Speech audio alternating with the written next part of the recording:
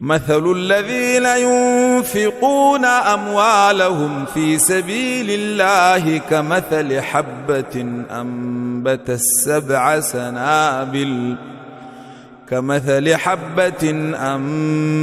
7 سنابل في كل سنبلة 100 حبة والله يضاعف لمن يشاء والله واسع عليم. الذين ينفقون أموالهم في سبيل الله ثم لا يتبعون ما أنفقوا منا ولا أذى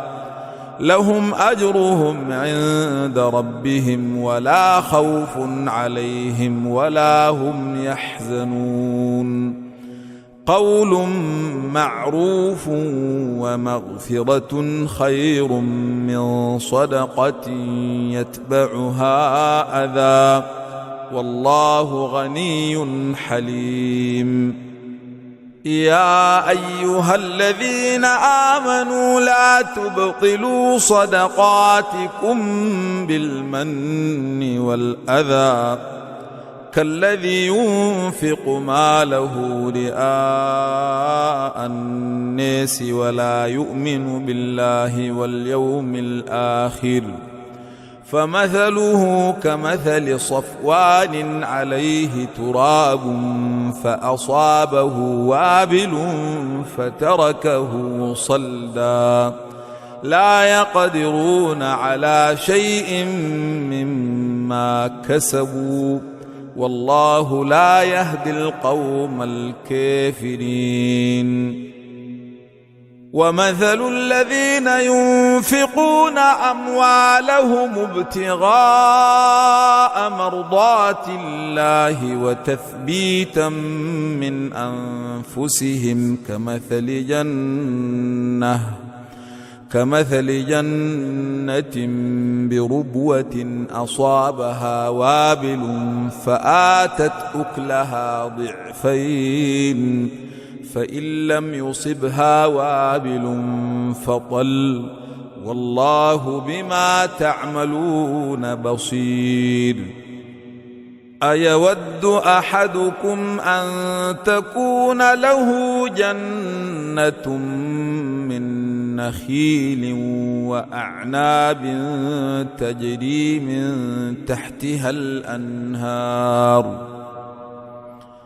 له فيها من كل الثمرات وأصابه الكبر وله ذرية ضعفاء فأصابها إعصار فيه نار فاحترقت كذلك يبين الله لكم الآيات لعلكم تتفكرون. يا أيها الذين آمنوا أنفقوا من طيبات ما كسبتم ومما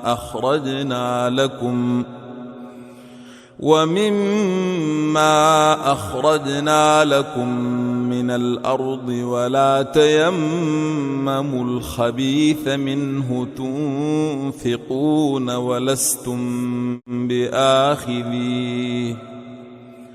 ولستم بآخذيه إلا أن تغمضوا فيه واعلموا أن الله غني حميد. الشيطان يعدكم الفقر ويأمركم بالفحشاء والله يعدكم مغفرة منه وفضلا والله واسع عليم. يؤتي الحكمة من يشاء ومن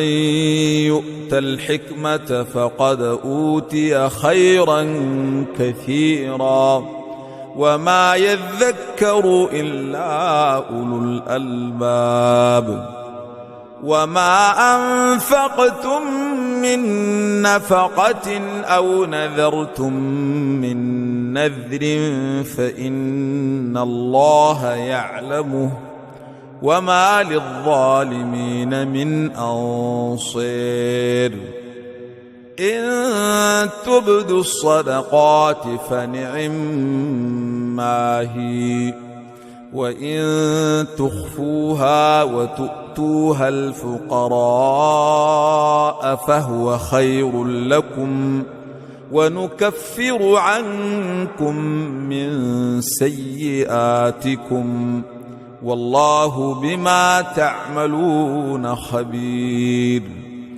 ليس عليك هداهم ولكن الله يهدي من يشاء وما تنفقوا من خير فلأنفسكم وما تنفقون إلا ابتغاء وجه الله وما تنفقوا من خير يوفى إليكم وأنتم لا تظلمون للفقراء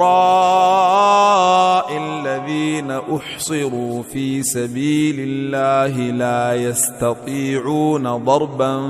في الأرض يحسبهم الجاهل أغنياء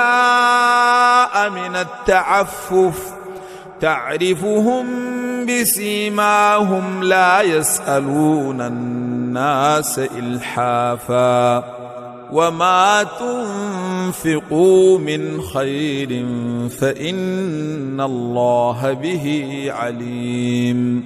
الذين ينفقون أموالهم بالليل والنهار سرا وعلانية فلهم أجرهم عند ربهم ولا خوف عليهم ولا هم يحزنون